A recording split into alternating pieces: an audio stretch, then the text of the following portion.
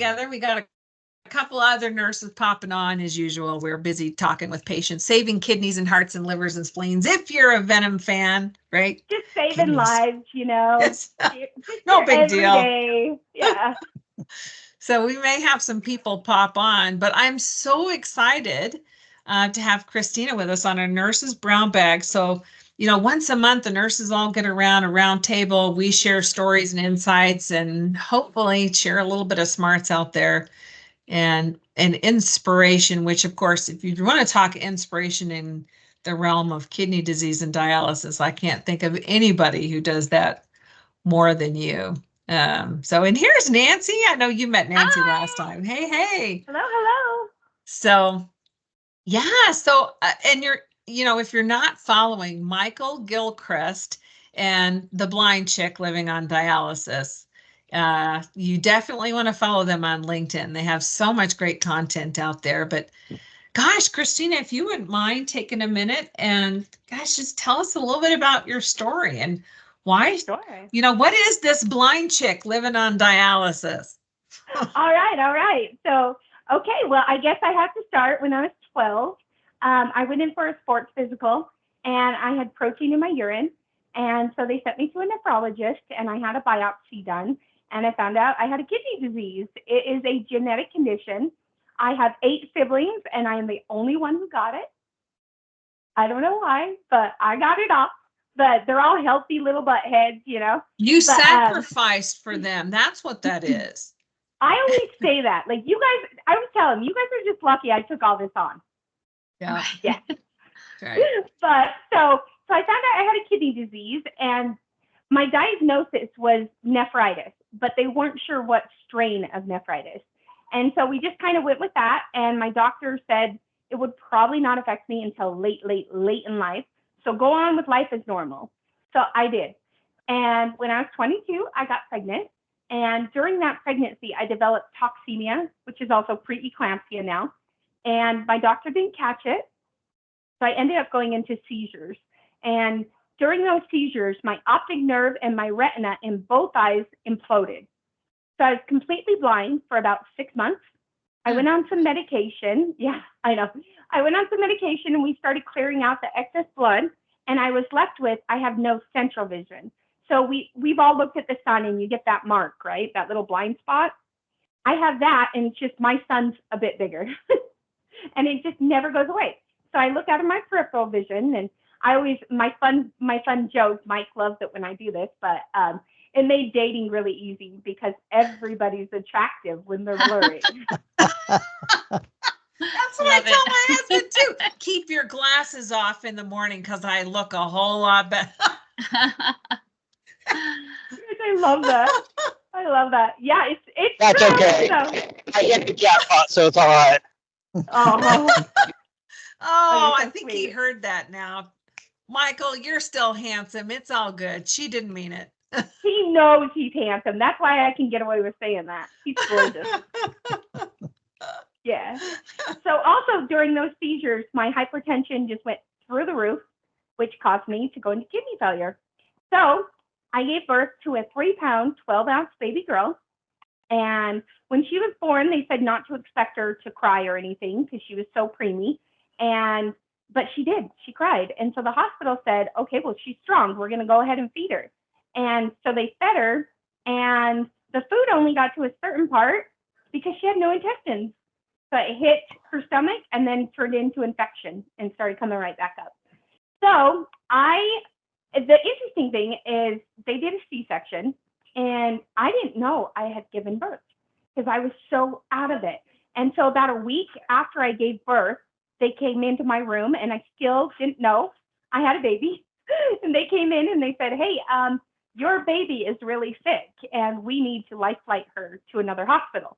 And I'm thinking, what do you mean? My baby's in here. And I'm still talking to a baby in my belly, and they're like, oh, no. So I got to meet her for about 5 minutes before they took her in the life flight. And so the first time I met her, I couldn't see anything. I don't remember seeing her. All I remember you were blind and you were uremic. So you have what we call that brain fog, right? Yes. Yep. Yep. And since I had that toxemia, after my doctor delivered my daughter, he bailed because he knew he messed up. I went in for like 3 or 4 extra appointments and kept telling him something's wrong, something's wrong. And he kept saying, oh, no, you're fine. It's normal to swell while you're pregnant. But I had 1 month in particular where I gained 50 pounds and I was not holding anything down. Everything was coming right back up. So I knew there was no way I was gaining 50 pounds. And so I knew there had to be a problem. But he kept saying, no, this is normal. And so I listened to him.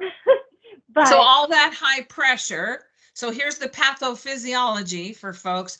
All that high blood pressure and fluid overload, it doesn't just happen in the nose. So former labor and delivery nurse, that's how you tell. The nose flattens, the nose, sometimes you don't notice it. And then all of that extra fluid and pressure also tears up the filtering unit of the kidney. Yeah.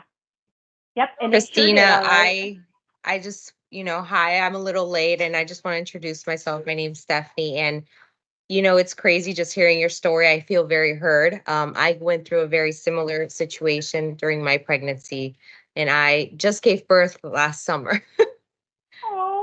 Luckily I'm doing well and I'm recovered, but during that time I can't imagine what you were enduring and being so traumatized by not even knowing that your baby's not inside of you anymore.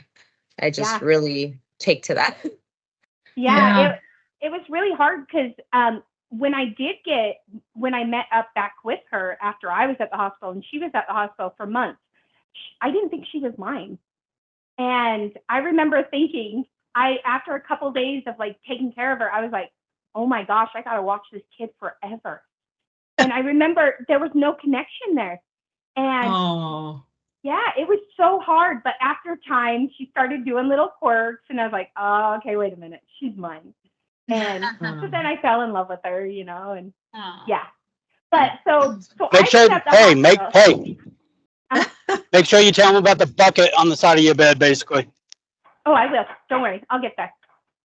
So I was at that hospital and they didn't know what to do with me. So one day the nurse came in and she said, hey, we don't know how to help you. They had me doing enemas every 2 hours because they didn't even know it was toxemia or preeclampsia. They were just guessing. And literally every 2 hours. So they thought it was your liver. I don't know what they thought it was. They thought I could somehow get the fluid off through enemas, but it didn't do any good. It just tortured me even more. And so one day the nurse came in and she says, we don't know what to do with you. You need to leave. And so I was kicked out of the hospital in my gown. And the really crazy thing is that couple weeks that I was at that hospital, it's crazy to me how our minds, we come up with solutions. And I couldn't see anything. And so in my mind, the lights were off. And so I kept telling them, why don't you turn the lights on? And they kept saying, the lights are on. They're on, Christina, they're on. And I thought, in my mind, I thought there was some type of a natural disaster that happened. And they didn't want to tell me that I had lost everybody I loved or something, And so in my mind, I was thinking, oh man, they're going to tell me something eventually. But I thought there was no power. And the day I left the hospital, I left in my gown and I walked outside with my mom and I could feel the sun on my body. And I stopped and I said, Mom, is the sun out? And she goes, oh yeah, honey, it's a beautiful day. The sun is up in the sky and the sky is blue. And she starts explaining it to me. And I said, oh my gosh, Mom, I'm blind. And she was like, I know, honey. And I was like, and that's when it all just kind of was like, whoa, the lights weren't off. The lights are off in your head, And that was a big moment for me. But I went home and that night I had more seizures in my bed at home. And I got taken by ambulance, thank heavens, to a different hospital. And thank heavens. Thank heavens. Yes, thank heavens. And the interesting thing is during these seizures, they gave me the highest dose possible to pull me out of these seizures. And they actually told my mom and my dad, there's nothing else they can do. If I didn't pull out, then they couldn't help me anymore. And I bit my tongue off. And so I had just blood coming everywhere. And my mom says it's probably one of the scariest moments of her life because I was just seizing and blood's going everywhere. And they couldn't do anything to help me. And so when I got to that hospital, I pulled out of those seizures, thankfully, and they called in my nephrologist. And he came in and almost immediately he was like, you got toxemia. We need to get this fluid off. And so he put an IV in. He put me on IV Lasix. And they literally put a Home Depot bucket next to my bed. Yeah. And I had a catheter into the bucket. I lost 97 pounds in 1 week. And the following week, I lost 36 pounds. So think about all that fluid, not just tearing up the kidneys. So the thing that you know, most people when their kidneys fail, it's also your heart. Your heart was basically, I tell people, imagine a heart with little legs on a treadmill walking along, and you put on 100-pound, 130-pound backpack. After a while, the heart says, forget you and the kidney. So you are one tough mama. I will tell you, the heart's going to come into play. You wait. But so while I was at that hospital, my beautiful baby girl was life flighted to a different hospital, and they gave her a colostomy bag and a stoma. And so she came home from the hospital. I got out of the hospital like 2 days before she did. And so we both went home together. And it was the best thing ever because my amazing mom and my dad, I moved in with them because my daughter's dad, we were 22, we were babies, and he couldn't handle it. So he bailed. Yeah. And honestly, I think I might have bailed if I could have too, you know? And so I don't blame him to this day. And I actually thank him a lot because he helped me not dwell on what I had just gone through. And I'll tell you about that in a sec. But so when Tyler came home, she had a colostomy bag. And so thankfully my mom and my dad they did so much to help me. And the best thing, it was one of my favorite things ever, but whenever my mom would change that colostomy bag and Tyler would start crying, her abdomen would flex. And so it would shoot liquid out. And so my mom kept getting shot in the face by my daughter's stoma. And I thought that was the best thing ever. In my mind, I was like, my mom's getting poop in the face. And that made me so happy for some reason at the time. But again, being young. But so I moved in with my parents. I actually slept on my sister's bedroom floor because they had already downsized by the time I moved out. So I slept on her floor in a blow-up mattress. And I had nothing. I lost my job. I couldn't drive anymore. I lost everything. And I actually got sued for custody. And that's where I give my ex all the credit in the world because I had no time to wallow or be sad about what just happened. I had to pick myself up, and there was no way I was losing this little girl after I went through hell to have her. And so I picked myself up and I just went running and I didn't look back. And I went to court and it was very scary. I got told by the judge I didn't have a job and I had no way of taking care of her and he was going to take her from me if I didn't figure it out. And so I stepped up, I stepped it up and I figured it out. And luckily I got custody of my daughter. And unfortunately, her dad has not been in her life now for quite a while. And they do talk maybe every couple years, but not very good. So, so after all this happened, I knew I was going into kidney failure. And so we planned, I went in and I got a fistula placed in my right arm here. And we were all ready for it. And because I'm in Utah and I have 8 siblings, I had all these kidneys walking around, right? And so we had 3 of my brothers tested, and 1 was not a match, and the other 2 were perfect matches. And so they sat down together with my parents, and they decided between them who was going to give me a kidney. So my oldest brother, Brian, gave me a kidney on December 9th of 2008. And I remember I was so young, and so I looked at things so naively. I remember joking with everyone and saying I got like a drive-through kidney because I only had to do like a month and a half of dialysis. And so to me, that just seemed so easy after what I had been through, I was like, well, heck, I can handle this kidney stuff, not a big deal. I spoke too soon because I rejected that kidney. And at about a year and a half, I was in full rejection. And I had a group of doctors sit me down and they were like, hey, we're willing to try some medications. Are you willing? And so I would have done anything to save my brother's kidney. I told him, hey, let's do whatever. And so I did infusions for just over a year. I did a year of chemo. And I woke up one morning and a chunk of my bangs was on my pillow. So I took my girls and we went and shaved everything off. But actually, I jumped ahead. Okay, wait. I'm going to go back. Okay. So Yeah, you're on this. I'm on my second kidney. Ah. Yeah, okay. It's a long story and sometimes it gets a little twisted. But okay, so my first transplant, I rejected it. And so they put me on high dose steroids. And I did the high dose steroids for about a year and a half. I got the moon face. I had tears in my cheeks. And the worst thing is, during all of this, I'm a single girl. I'm young. I'm watching all my friends get married. I'm watching them all have kids. They're going on trips together.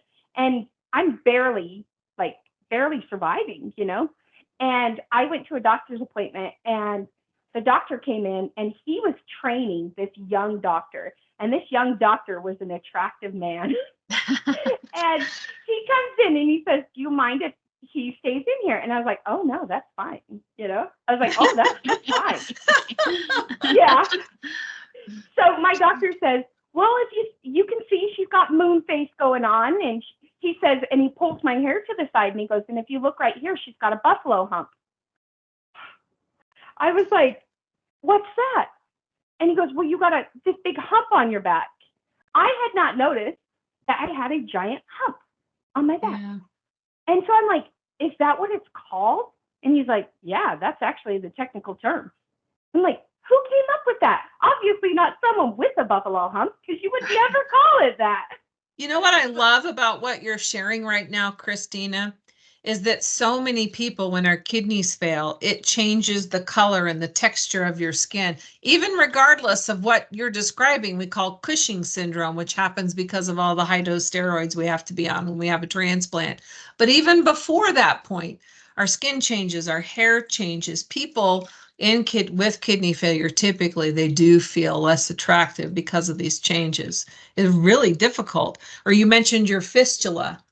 I've had some patients, going to the grocery store is difficult because they get looked down on for this thing, this vein. And so people assume them and accuse them of being a drug addict. I have had so many times where people will come up to me and say, hey, I did it. You can do it too. Go get help. And I'm like, help for what? And they're like, well, your arm. And I'm like, dialysis? And they're like, what? And they're like, don't you do drugs? I'm like, no. I don't do drugs. I do dialysis. So yeah, it is one of those things. And I think I've been very fortunate in the sense that it's never bothered me. I think there was one time where I had a catheter placed in my chest. And for some reason, I was able to see that. And it made me feel less female and less attractive. Mm-hmm. And so there was a definite mind struggle with that one. I had a hard time coping with a tube coming out of my chest. And luckily that wasn't there that long. So, but so I ended up, so I had my brother's kidney. We fought it for like a year and a half. And it was really funny. There was one day where I was volunteering at my daughter's school and it was Christmas time and we were making the little gingerbread houses out of the milk cartons. And she was in second grade. And there was a little girl that spilled a bunch of candy. So I leaned down and this little girl's helping me. And she says, I like your face. And I said, thanks. And she goes, is that hard or soft? And I said, it's just a face. And she goes, oh. And she goes, you look like Mrs. Claus. And she gets up and runs off. And I was like, okay, I'm going to stop volunteering for a while. So after that, I was like, okay, we'll put this moon face at home for a while and not scare kids anymore. But it was traumatic, Like I remember there was one time, when my niece was in the hospital, and I went to the hospital to go see her. And I walked in the ER to find out where she was. And as I'm walking in, I get bombarded with nurses. They just come running. They're like, come on, we got you, we got you. And I'm like, whoa, whoa, whoa, wait. I'm just here to see my niece. And they're like, oh, no, you need help. And I was like, no, I'm on high dose steroids. I know I have moon face. And they're like, no, you need to be seen. And I was like, really, it's okay. I'm in kidney failure, and they would not let me go see my niece until they ran my vitals. And they were adamant, like, nope, there's something wrong. You can't go in there. And it does. It plays a lot of mind games. And when you are already like a young female who, like I had gained a lot of weight having my daughter. And so I felt ugly. I felt sickly. I was broken. And so in my mind, who in the heck would ever want me again? And that was a constant in my mind for years. And I just never thought I would ever be with somebody again. And I was okay with that because at that point, when all this happened, they told me I had 6 to 7 years. And in my mind, all I'm thinking is I only get 6 to 7 years to raise my daughter. And that's the only thing that mattered to me is I didn't care about dating. I didn't care about if I had tubes coming out at that point. It was just, I want to be a mom and I want to experience as much of my daughter's life as possible. And that was my only goal. And so after we realized that there was no saving that kidney, it was time to go start dialysis. And so I talked to my doctor, and at that time I heard about PD dialysis, but I had no idea what it was. And so I asked my doctor, I said, hey, this PD stuff, can I do it? And he said, no, you're blind. Like, you can't keep that sanitary. And I was like, yeah, you're probably right. I was like, yeah, I don't even know why I asked you, but yep, let's go in center. And so I went in center, and I did 5.5 years in center. And it's funny how I say I did 5.5 years because it's like a prison sentence almost. But you served the time. Yep. Yeah, I did. I served that time. And what people don't realize is like you are on zero constantly. Yeah. And I was this mom, and I did not want my daughter to be raised with a sick parent. So I put her in everything to the point where I put her in stuff that I don't even know what it was.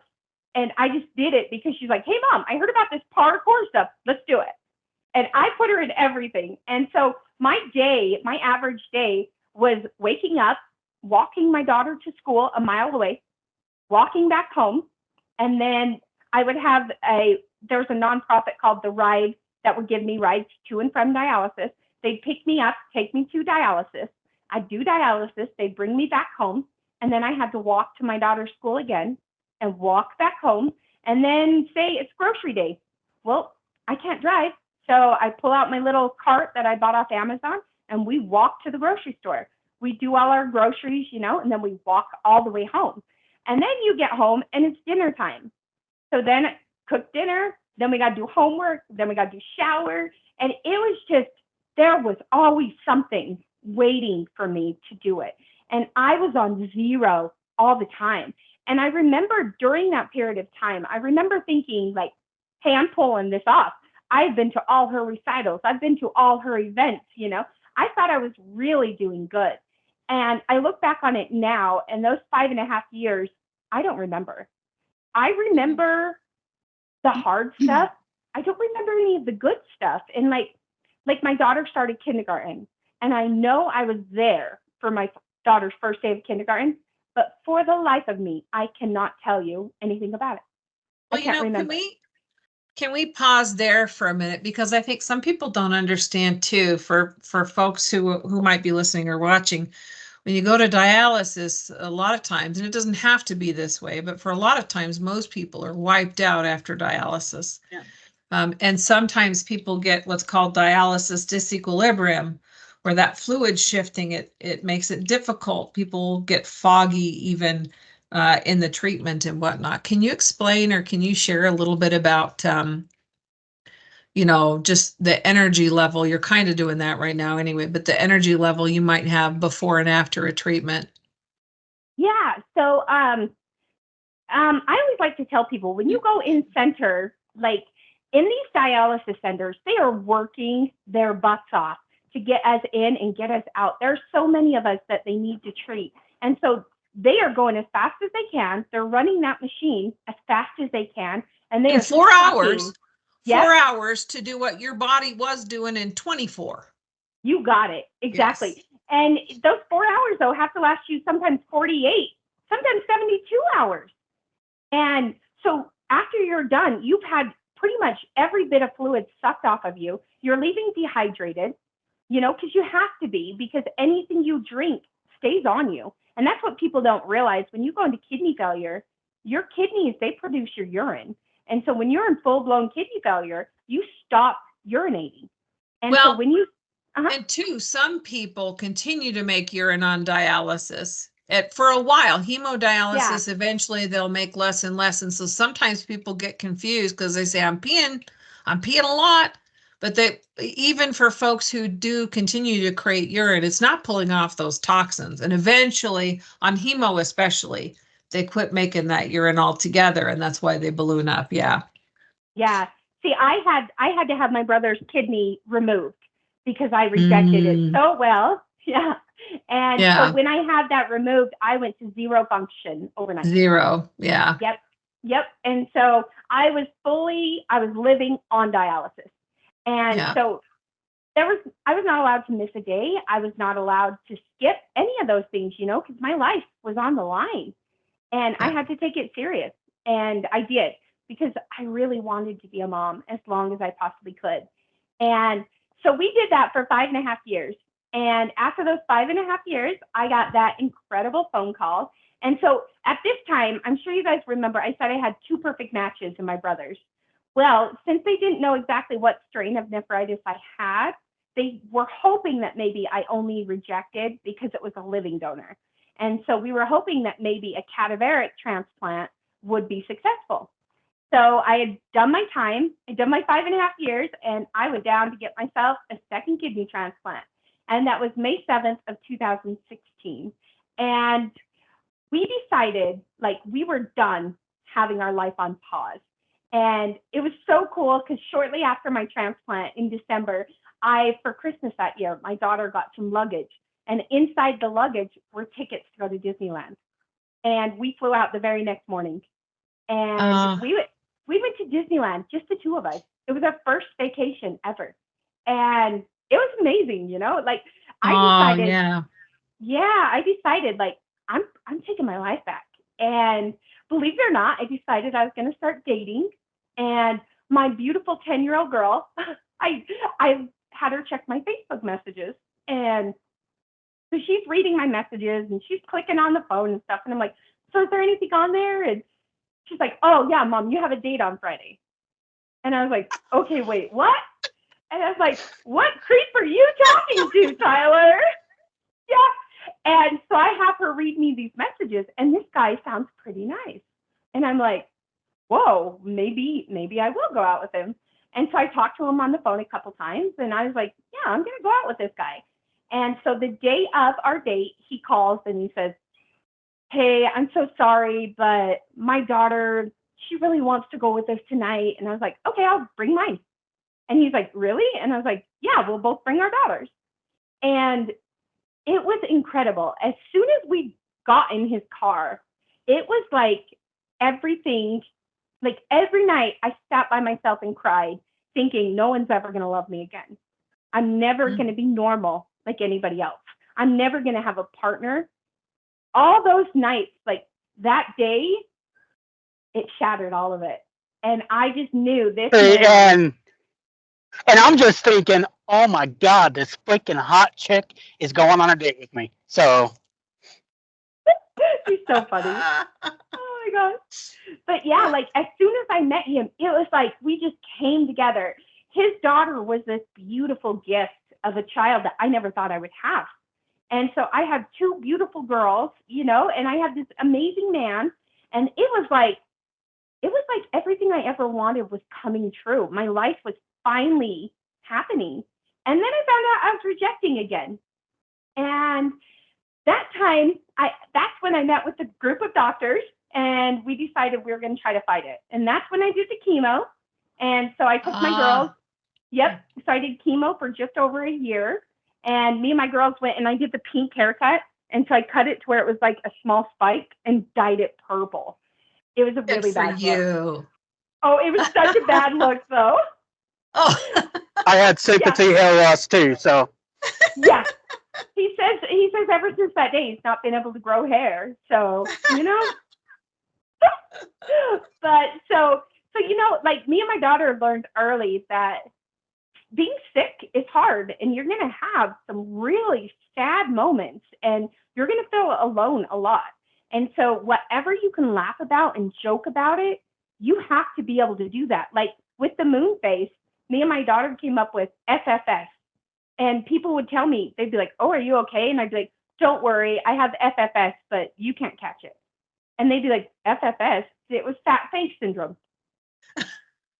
Right? And so we'd tell people, oh, don't worry, I have FFS. And then we wouldn't explain it, though. And people are like, FFS? Like, what is that, you know? And, yeah. And I remember there was one time where when I very first started dialysis, they infiltrated my entire arm. And so I had a bruise. My whole entire right arm was a bruise. And I thought that was the coolest thing in the world at that age. And I was at the grocery store with my dad one day. And my dad is like, he's like this, he looks like a biker. He's got the long mullet and he's got the big beard and he's this tough guy. And so I'm standing with him. We're looking at like tomatoes. And I look across from me and there's this lady who's looking at me like, are you okay? And so I kind of look down and I see my dad and I look back at her and I realize that she's asking me, is he hurting you? And so me being the daughter that I am, I said, shh. And I pointed like, he's right there. Shh. And so my dad looks down and he sees me pointing and he hits me. And so I go, ah! And I like act like he just like tortured me. And then I couldn't help it anymore. I just started laughing. And the lady was like, oh my gosh. And she like stormed off. And my dad was like, I'm never going anywhere with you again. And I just told him, that's me making up for 18 years of you throwing crud at me. Oh my gosh. And so we kind of made that our mission is anytime something seemed unbearable or like I couldn't get through it, we made it funny. And we found a reason to laugh about it. Yeah. And so I truly believe that laughter is the best medicine.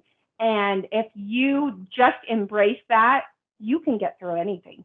And that's what the 20 years that I've been sick, that's what I have been living on is just make it funny. And that's see, and I think that's why we meshed so well too. One, because I mean, just her story up to now, I mean, it's just jaw dropping. And I was a single dad at that time, and I knew how hard it was without all that medical. And it just, it was just phenomenal seeing this woman, one, freaking hot, but two, having to deal with all that she's had to deal with, yet she's just smiling and happy. And I had a handicapped sister growing up, and my mom, she would do the same thing. And so we were kind of, I wouldn't say we were, well, yeah, plain and simple, we were made for each other. Because I am sarcastic, I joke all the time, and the best times is when she's going in the hospital. Because every single one of you nurses are saying right now, oh, she's so great, she's so wonderful. And I walk behind them like, oh, that shit gets old, hold on. You know? so we're just sarcastic. And my thing is especially when she's in the hospital or she's doing her infusions, and I credit the infusions for us getting married and getting together, because all we would do is sit and talk. We would sit and talk, we'd joke, and she has every person in her life right now telling her that she's going to die. And I'm like, hell with that. What do you want to do? Name anything you want to do and we'll do it. So we went up to, we'd start camping. We would start, she would want to drive again. So I'd go in the mountains, go in the driver's seat and hold on for life. Your life. But yeah, We always like to say blind ship driving. You haven't lived until you rode on an ATV with me, and you are all invited. I'll climb on. Okay, you're invited. But we had the same attitude when she was starting dialysis. This is not going to stop. We are going to have the time of your life. If God forbid you die doing all of this, it's going to be laughing and smiling. So we did infusions, and it was fun because I did infusions with his mom, and I would sit and chat with her, and his dad took me at times, my mom and dad, and so I really did. I got so much time with the people I love to just sit and talk, and it ended up like me and Mike would joke and say they were our dates. We had our dates in the infusion center in the hospital, and I would get him some cookies, and he would eat the Lauradoon cookies. And I would sit over there and drink some apple juice or whatever, and we turning lemons into lemonade. You got it. And almost to the point where when we decided that this was something we couldn't do anymore, Mike was kind of sad, and he was kind of like, well, what are we going to do for dates now? And I'm like, let's go on real dates, take me out, dang it. Yeah, I'm sure your dates were a whole lot cheaper after that. Oh, yeah. A whole lot more fun, too. You got it. Exactly. Yeah, those infusions were not that fun. But so after that, we knew that kidney was going to go. And so that's when I was like, okay, Mike, we got to do our homework. I can't go back in center. And you were talking about the brain fog, and it's very hard to describe the brain fog. But I always say it's the dialysis zombie. And you truly are just a zombie. You are going through all the motions in life, but your brain almost sways different ways. So you'll be right in the middle of something and you're like, oh, I'm tired. And it's just your brain wanders. And it's something you can't control. And so I told Mike, I can't go back to being that zombie. I can't do that. So I started looking into PD. And so I went dialysis center shopping. And I went to 5 different dialysis centers, and every single one of those doctors told me, no, I couldn't do it. I was blind. I wouldn't be able to do it. So I went back to my doctor from when I was 12 years old. And basically, I made him help me. I told him, please, I'm going to do this. Help me do it safe. And I broke him down, and he said, okay. And it's funny because to this day, everybody gets trained by their nurses, but I was trained by my doctor. We actually sat down together and we came up with tricks. And I was so lucky that doctor thought outside the box for me. And we all know you have to make a sterile connection with your lines. And so you have to be able to line it up every single time. And I can't do that. I can't see well enough for that. So we came up with, I would hold the lines, and then you put your pinkies together just like that, and then you roll it, and it lines up perfect every single time. And so I was able, and this was very important to me, I did not want this boyfriend that I had just gotten this life, that I always wanted. And in my mind, I'm thinking, oh my gosh, I'm going to start dialysis and he's going to bail on me. Because that's what the last one did. As soon as things got a little rough, they were gone. And so I'm thinking I have to be able to do PD on my own, because if I make this any trouble for him, he's gone. And so I went home and I did PD 100% on my own. I set it up, I broke it down, everything on my own. And PD gave me life. Mm-hmm. PD, oh my gosh, you guys have no idea what it's like to feel so awful and to feel like you're never going to feel normal again. And then normal happens. And it's everything. It was everything. Yeah. We started going on vacations together.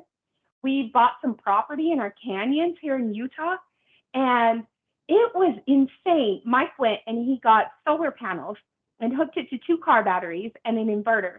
And we did dialysis in the middle of nowhere at our property, no power. We did dialysis. And we kind of realized at that moment, we're not letting anything hold us back anymore. If we could make that work, we could make this work anywhere. And so we did. We started living. We started flying places. I was taking that machine with me. I even did dialysis on the side of the freeway. And I know that sounds terrifying. Yes. Yep, I had a manual and we were stuck in traffic and I was full of the fluid and I was starting to absorb it. And I was like, if I absorb all this fluid, I'm going to be way fluid overdose. So we had to pull over. And again, luckily, Michael has OCD and his brain, it works in a way that's just incredible. And he packed this little bag and it was this tiny little bag, but it had the burrito. Absolutely, well, this one was before the burritos. This was before the burrito. Okay. Yep. This was a little blue bag, and he put absolutely everything you need in it to have a sanitary exchange on PD, including, he went as far as, there was a piece of cardboard in there that you open the flaps up, and I put it over the lines when I was connecting. So if a bird flew by, yep, he covered everything. And so we pulled over and it wasn't ideal, but we made it work. And so I did dialysis on a motorcycle on the side of the freeway. And, you know, I'm here to talk about it. So that's something. But yeah, I got married on PD. And like that 22-year-old girl that was told 6 to 7 years, marriage was never in my mind. Never. A honeymoon was something I never even thought of. I didn't even go there because it was just never going to happen for me. And I went on a honeymoon and I did PD on my honeymoon and I loved every minute of it. I got to be like everybody else and go feel normal and have a honeymoon. And that was everything. And so I did PD for 3 years and we lived up. Wow. We did everything we wanted. And after those 3 years, we noticed that my catheter was starting to come out. And so I went in and they're like, okay, well, we're going to have to go pull that and place a new one. And so that's when I had heard that you could have a stomach catheter, but you could have it. Oh, is that the picture? Yep, there it is. Yep, that's on the motorcycle. But what was I saying? I forgot now. I got distracted. Did you get a PD catheter put in your chest? Yes. Yes. So I heard that you could get a PD catheter in your chest. So I had that one pulled and I had a PD catheter placed right here. And that's the one that I had a really hard time with just because it took away what I thought was my femininity. And for some reason, I had never had anything on my chest cut open or any scars or anything. And so that was hard on me mentally to kind of cope with that tube coming out. It was something that I didn't know I would have a problem with, but I did. And I had that tube in and I went back in center and I was in center for about 2 weeks and we tried to use the new catheter and nothing would go in or out. So I went for a bunch of tests and they're like, everything's perfect. We don't know what's going on. So we had to actually go in. And when the doctor went in, he noticed that all of my intestines had knotted around that catheter. And it was not like letting anything in or out.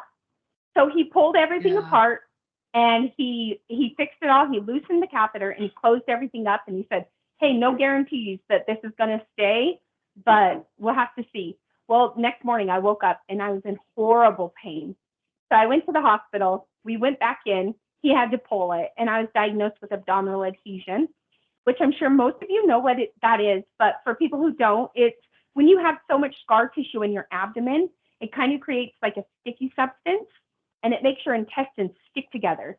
And so your intestines will make knots and you've got to work through them. And it is extremely painful. And it's one of those things, if you don't keep up on it every day, it'll get the best of you. But at that time, they told me I could no longer do PD because of that abdominal adhesion.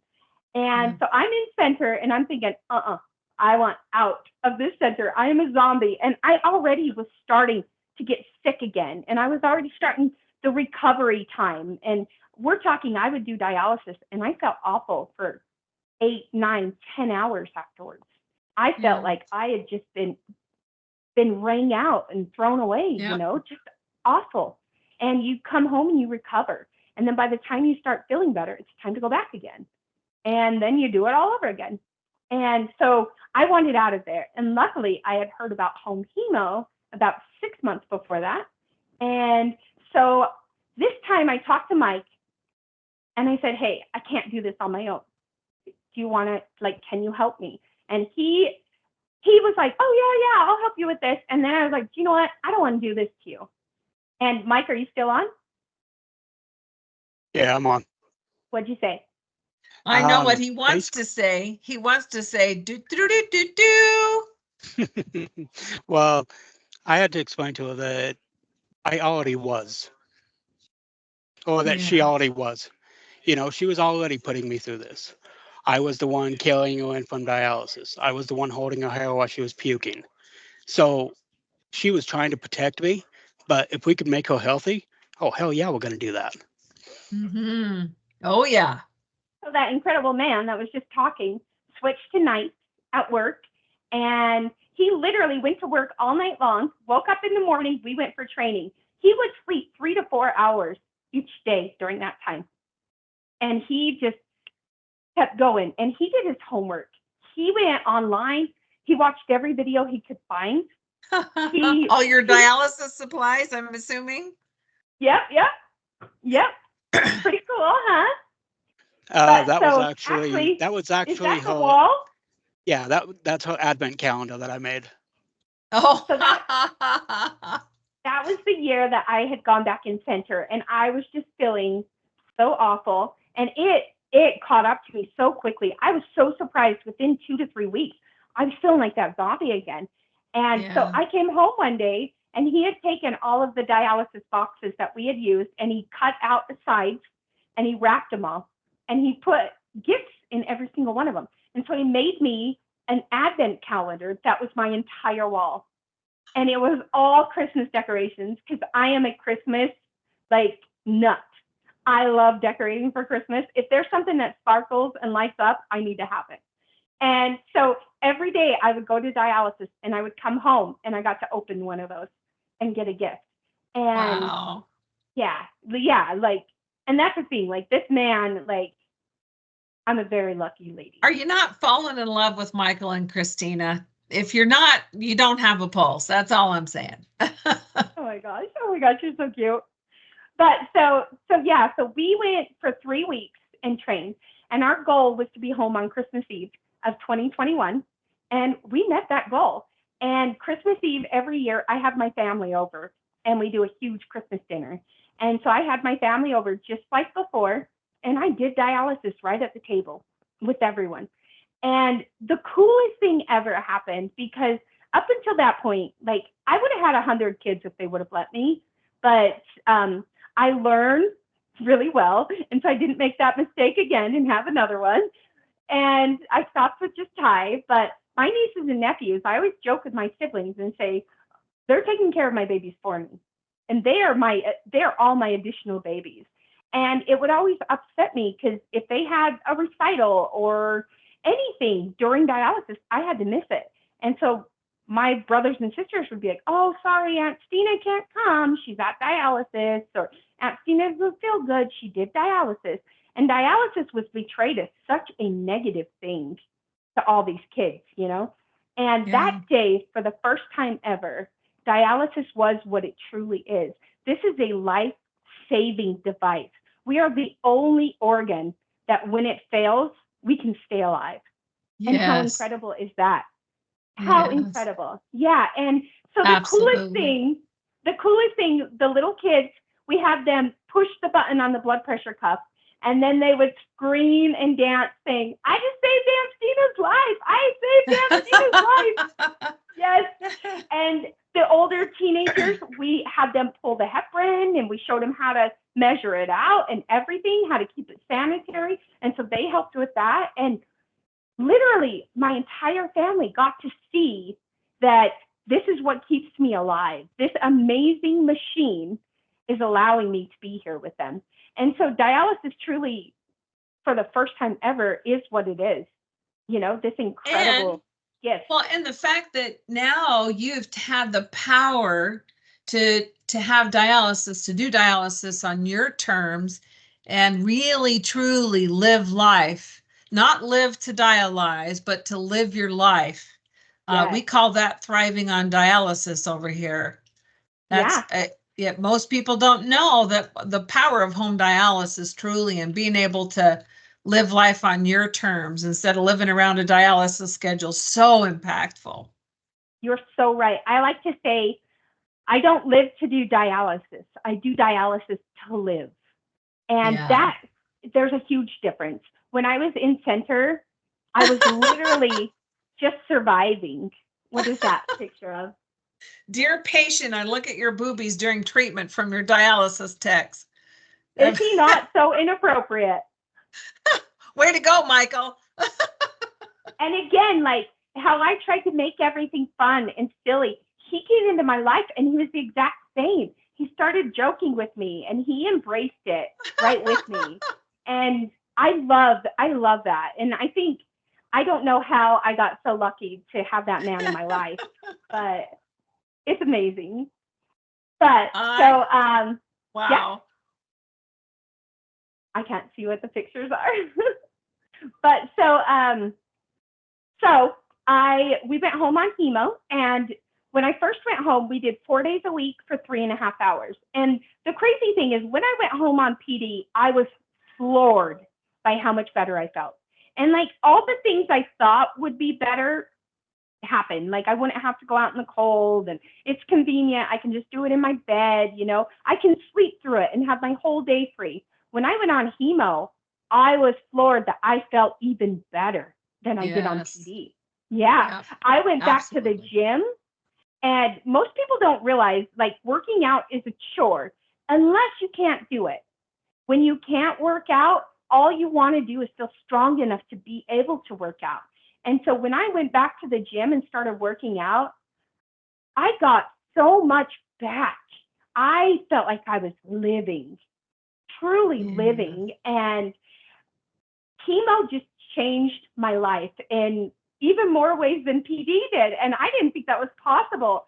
And we started traveling. Michael decided, he came to me and he says, listen, I'm asking a lot of questions online and they're kicking me out of these groups because they're telling me, hey, you can't do that stuff on dialysis, and you're giving people false hope, and you can't do that. And so he kept getting kicked out of these groups, and he said, I'm going to start a support group. And I was like, all right, you do that, but I want nothing to do with it. He said, this is all you. Yep. I was like, go home, you're next. Exactly, right? So our machine is part of the family now. We decorate it for holidays, and it comes with us everywhere. And, you know, she's just part of the crew. But so again, what was I saying? You take it with you everywhere. Yeah. So we take it with us everywhere. But so I did that 4 days a week, 3.5 hours we did that about a year. And then I heard about nocturnal home hemo. And so of course I want the biggest and the best of everything. So then I'm like, hey Mike, what do you think about nocturnal? You know, because PD, you could sleep through it. And I loved that I had my days free to do whatever I wanted. Slower and longer dialysis is the most like how our kidneys are designed to work anyway. You're so right. So I always like to tell people with healthy kidneys get 168 hours of dialysis in a week. When you go in center, you get between 9 and 12. That right there is shocking. That is why you feel like a zombie. That is why you're mentally not all there. You're not getting enough dialysis to thrive. You're getting dialysis to get you back to dialysis. And that's it. And nocturnal scared me a lot because I take a sleeping pill. I worked a very strenuous job, and it was difficult. I'd be hanging off an aircraft, just sanding my butt off, coming home, having to do dialysis, you know, and that's when we came up with the burritos, where I would be so exhausted coming home, and I would have everything lined out to help me go step by step by step. And the fact that we could do this while we were sleeping, like I said, it was hard because am I going to be able to wake up? I take a sleeping pill and all that stuff, and that was the biggest fear. But after you train on the machine, it was amazing how quick we could address those alarms. And that went away after maybe a day or two because We it always just joke became about so easy. we always joke about 3 minutes and how quick 3 minutes went before you're going to clot. And so what do we say now, Mike? Oh, that I can almost go make a sandwich. I can put my feet up because there's no alarm that we can't address now. So I mean, it's dialysis is, I hate to say, but simple. And, I think that's so important to share because for many people, for our folks that we work with, as they get close to dialysis, as we gently start to talk about all the options, some of those you just can't imagine yourself doing. It's so scary. It's so far away and overwhelming until, being able to trust the team that's going to train you. They're not going to turn you loose until they know that you can do this. And you don't have to, you're going to feel comfortable before you're independent as well. Everything once upon a time was hard for us. It only becomes easy when we try it. I think that's a really important message to share, that, just to be open and curious around, gee, I wonder if I could, and if I could do dialysis at home. Gosh, I just to be curious around that, I think is so powerful. I always like to tell people, I always like to say, like, what did you do for a living? And how did you learn how to do that? You were trained. You could be trained on dialysis as well. Yes. So you just got to, honestly, I always tell people, give yourself some grace. Don't expect to walk in there on day one and be able to run that machine, because it won't happen and you will be disappointed.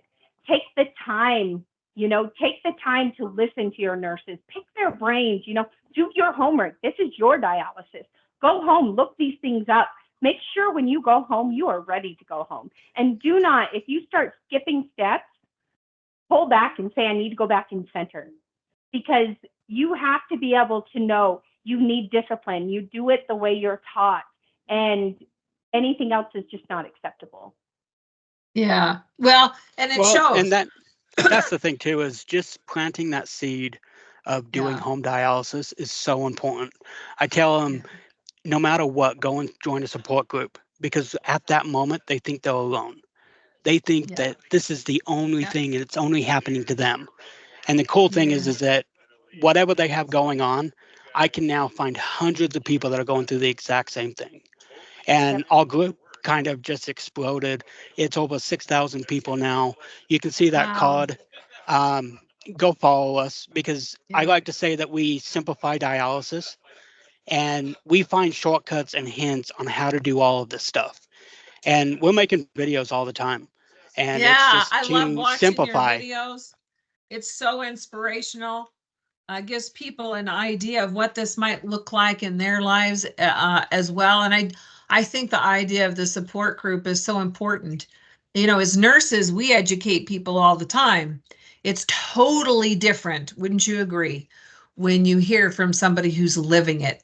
You can read it in a book or you can live it, and the education is it's different. It's a different level. The marriage of the two is so empowering. And I just can't thank you enough for sharing your story, the hope that you bring to people. I love the fact that you didn't say no to instilling not false hope, true hope, and inspiration that people can claim their lives back. And to date, we still in this country, there have been some incentives put in place over the last 4 or 5 years to try to increase the number of people who are offered home modalities, and it's increased by 50%, but that's taken us from 7 to still only 14%. And so there's a lot of reasons for that. I think the more people can see, people like you living here, I love watching you guys because you go everywhere. Well, I'm not done with my story yet. I still got more. Oh, get better. Yeah, so I went home, I started nocturnal, and I started feeling like $1 billion. And when you're in kidney failure, you have these little things that happen. You're constantly at the hospital, something small here, go get a fistulogram, go get this, you're constantly going to the hospital. And then you're at the hospital, so you get sick because other people are sick at the hospital. Yeah, because you're in the petri dish. Yeah. Well, since I've been home, I noticed my hospital visits, they started going away. I started getting healthier and stronger. And now, like, if I get sick, I'm sick like everybody else. I'm sick a few days and then I'm back in life. I'm not down and out for 2 months like I was before. And not back in the hospital. Yeah. Yes. And so when I was in center, I had my graft was right here, and it actually ended up getting infected when I was in center. And so that infection spread to my heart, and it ate a hole in my heart. So November 30th of this last year, I had open heart surgery, and I got a brand new cow valve placed. And when they went in there, which this kind of goes back to what you were saying with all that toxic fluid that I had on me when I was pregnant. When the doctor went in there, my pericardium, your pericardium is kind of a sac that sits around your heart, and there's just a little bit of fluid, and it's just a little extra protection for your heart. You don't have to have it, but everybody does. Mine had completely calcified, and so it was squeezing my heart. Yeah. And so the doctor said he basically had to peel my heart like a potato. He had to sit and just slowly cut all this calcification off of my heart. And he did it amazing. And believe it or not, I came out of surgery, and it's funny because me and Mike joke about it, but I came out of surgery and I was up and walking, and I was like, I kept talking to him. I kept trying to talk them into letting me go home. I was like, I could do these infusions at home, and I could do this at home. And if you just want to send me home, and they're like, no, you're not going home yet. You just got open heart surgery. And I felt like $1 million after that surgery. And I know for a fact, if I had been in center, that recovery would have been so long. Absolutely. Well, and when she was in the NICU recovering, she was slowly putting on weight because she wasn't taking off as much fluid. The machine was more brutal than what we could do at home. When we got home, we were able to take off 20 pounds in 3 days because we just did back to back to back long, nice treatments, and she felt amazing. She felt better coming home just because we could do okay at home. So I think it's interesting. If you ask providers if they had to do dialysis, would they do home or in center? 90% of them say they would do home. You're so 90%. Right. Yep. Yep. Nope. You're totally right. Well, for sure. And on this too, on the care partner side, your life gets put on hold. Yeah. Because you are caring for your loved one. I stopped when we started this dialysis journey. I stopped applying for jobs because I never knew when I would have to go home sick. I was on FMLA. My work was amazing. They worked with me amazing.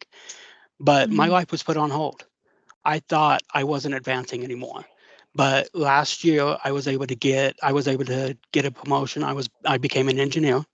I was taken off the jet. I am sitting at a desk now. I'm not sweating my butt off every single day. And last week I was able to get a promotion again. I am probably the most successful that I think I will ever be. And it's because of home dialysis. I was able to interview better.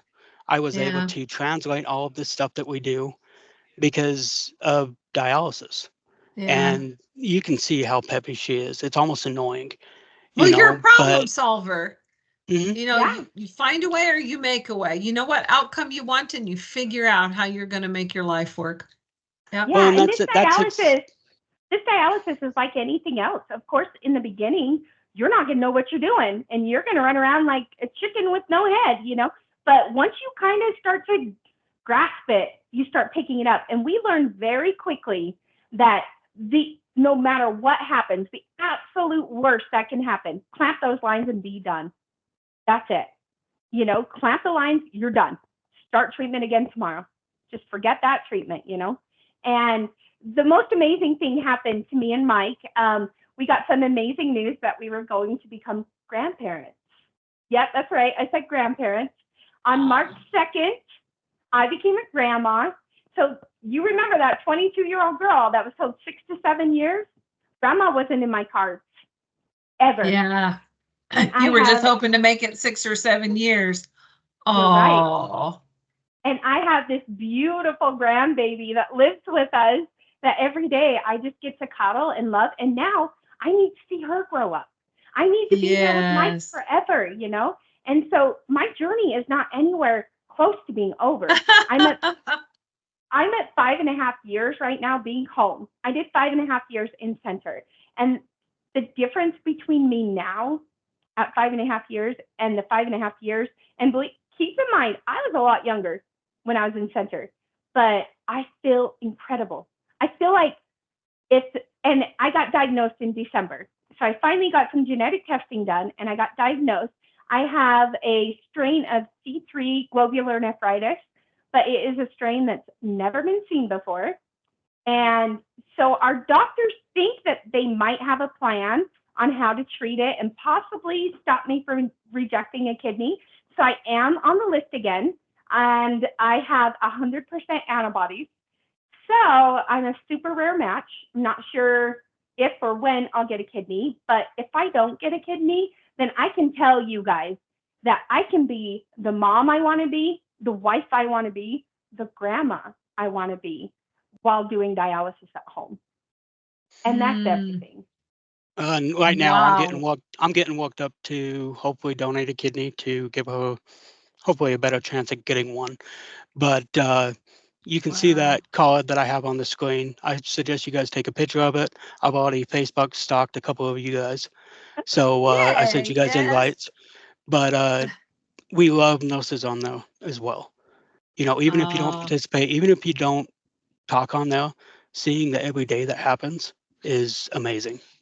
It was is really funny. valuable to hear the story. So I'm on a few dialysis boards, and it's really impacted my ability to communicate with patients and our members that we serve because it's different when you don't live that life. I think it's really important. Then the other benefit of sharing that we get, and thank you so much for your time, is that really to understand that journey, to understand what people are going through and why they have no energy, and the importance of the interventions that we can do, how we can educate and empower and inspire other people to help them thrive on dialysis. It is possible. People don't have to quit working. They don't have to give up their lives. Their lives are not over. And I think that's really a message worth spreading far and wide. Yeah. And I always like to say, like, especially to all of you, like, I always like to say when we're on dialysis, sometimes we get what I call nose blind. We can't see past our own nose because we are in pain. We are tired. We are exhausted. We don't feel like ourselves. And so when we go into the centers, we're not always good to you guys. And you guys get beat up by us. And you don't get told nearly enough how important you are. But you guys, every single day, you go to work and you change lives. You change our lives. You become our family. We truly love every single one of you. And like what you do is appreciated. And even if we don't tell you as often as we should, your patients love you and appreciate every single thing that you give up to be there for them and help take care of them. So truly, to every single one of you, thank you for what you do. You change lives, and it truly matters. All right, back at you. It's an honor.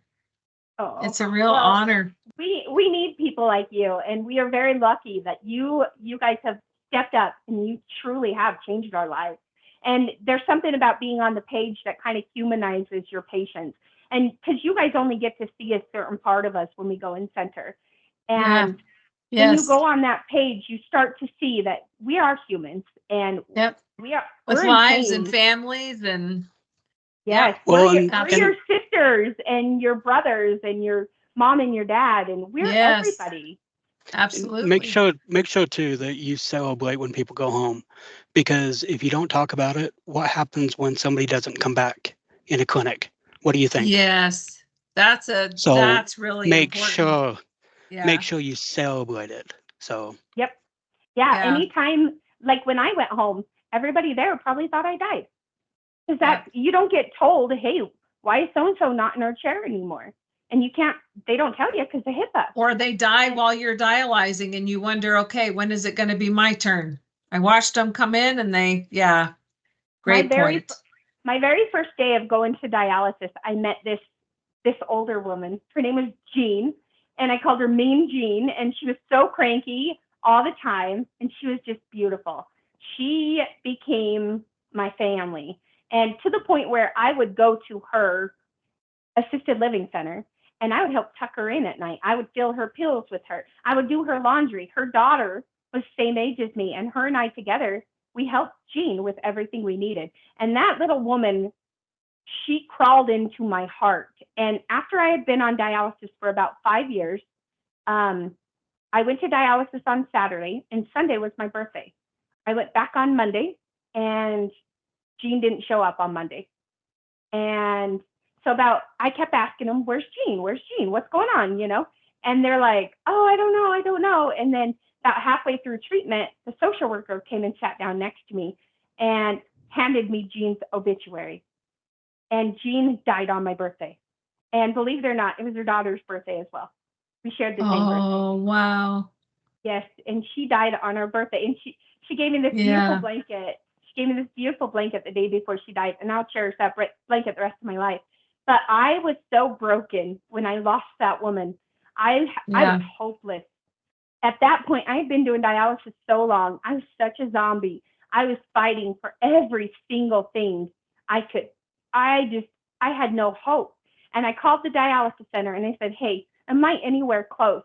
And the lady told me, hey, listen, it could be years from now. Like, calm down. And yeah, I think we have to be real careful about that message as well.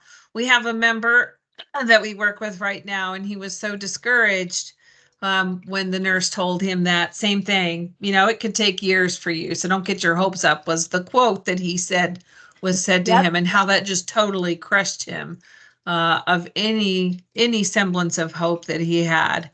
Yeah. Yeah. And with losing Jean and being told that on the phone, I lost all of my gusto to live. And I was contemplating quitting every day.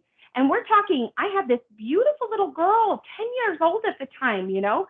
I had every reason to live. She didn't have a dad that could just step in and take care of her that she knew, because he wasn't around. You were and it. I had every reason to live, and I was contemplating quitting. And luckily, that happened in March, and in May, I got that call for a kidney. And I don't know how much longer I could have gone. And because that, I was truly hopeless. And that's a scary place to be. And now, like, that's why I say, like, I'm at 5.5 years now being home, and I got all the hope in the world, you know, and I'm a different person. I am truly the person I want to be. That's awesome. Oh, look, you're getting a heart from your beloved, if you can't see that. So. Oh, we're actually going to Washington, D.C. again next week, and we're going to go tour the White House, which is so cool. Yep. And we have now been to Capitol Hill probably 6 or 7 times to talk to Congress. You were just there earlier this year, weren't you? Yes, we were. We were there in February. Yep. Yeah, I stalk you guys. I got an eye on you guys. Good. Yeah. We are pushing home dialysis, so it is available to anyone. No matter where you live, no matter your income, no matter your race, this should be an option for every single person. So if you are hearing this, like, call your senators, call your representatives, tell them how important home dialysis is, and tell them that we need more financial assistance to pay nurses to go home and help people take this transition the right way and do this properly. So please, like, take a second, send an email, whatever, but just make a difference. Yeah. Well, thank you guys so much for sharing your story of resilience, of power and hope, the power of hope, resilience, the power of humor is what I heard. The empowerment that comes with being open enough to allow yourself to learn a new thing when that's difficult and daunting and a little scary. That's where we really have our greatest triumphs, and it's certainly shown. I was thinking the other day as I was watching you in Thanksgiving Point, thinking about, you know, how many people I've worked with on, matter of fact, we have a member the other day who said, well, I don't want any part of that because, you know, I've seen people on dialysis and I don't want to ever look like that. And you watch when you look at you, Christina, you don't see a sick person. You see a vibrant woman who's living and enjoying her life. And I can't thank you enough for so many people who need that kind of hope. And before we wrap up, I could thank you all day long for the work that you do. And please, if you rewind, or maybe Michael will put up the QR code again, follow them, and share with somebody who needs a little hope. But do any of the nurses have any questions or comments you want to share with Michael and Christina, the blind chick? Yeah. Yeah. I don't have a question, but I just want to say what an inspiration you are, not only to us, but to people going through, what you've gone through, or will be going through what you have gone through. So it's really nice to hear your story. And, I see your passion for what you guys are doing. And that's helping others in so many ways. So I appreciate that. Thank you. There it is. Thanks, Mike. Yeah, and we always like to say, if a mechanic and a blind chick can do this, who can't do this? Right? Love it. Sharing those stories is so powerful. Sometimes I tell people, I know a guy who's dialyzed while he was driving to work. And now we can say, I talked to a blind chick who dialyzed on the back of a motorcycle. Come on, baby. Yep, I sure did. Yep. Yep, you just got to get out and get living. Life is short, and dialysis is not a death sentence. It's not the end. It's the beginning. It's what allows us to live. Just Thank you chapter. So much for sharing your time and your story, your inspiration. I can't thank you enough. So thank you for having us. Any other questions? I don't know if you guys see. I got one question for you. Are you back on a transplant list again? Wait list? I am on a list. I have 100% antibodies, and so I'm a super rare match. And so I don't know when I'll get a kidney, and it's okay. I'm at that point where I know, like, we can handle this. I can live this way and be happy. So if I never get a kidney, I'm good. Yeah. And I do want to point out, though, that my beautiful daughter at 11 years old got diagnosed as a type 1 diabetic. And the day she got diagnosed was the ultimate worst day of my life, because in my mind, all I could think of was, she's going to live my life. And that's exactly what I didn't want for her. And doing home dialysis and meeting people that have been doing home dialysis for 30 years gives me so much hope, because I know if I can do this, she can do this, and it's only going to get better. So yes. the future for dialysis, guys, it's so promising. Yes. Talk about the WAC. Another time we'll talk about the WAC. Yep. Yes. Wearable artificial kidney. I can't wait for that puppy to come out. Yes. Oh my gosh, you're so right. All right. Yep. Well, thank you all. Michael, thank you so much for sharing your story. Thank you for sharing your beautiful bride. Thanks for sharing your travels. Love following you on social media, on LinkedIn. And we'll talk again soon, I'm sure. Thanks again. All right. Thank you, guys. All of you have a good day. And thank you again for what you do. It matters so much. Appreciate it.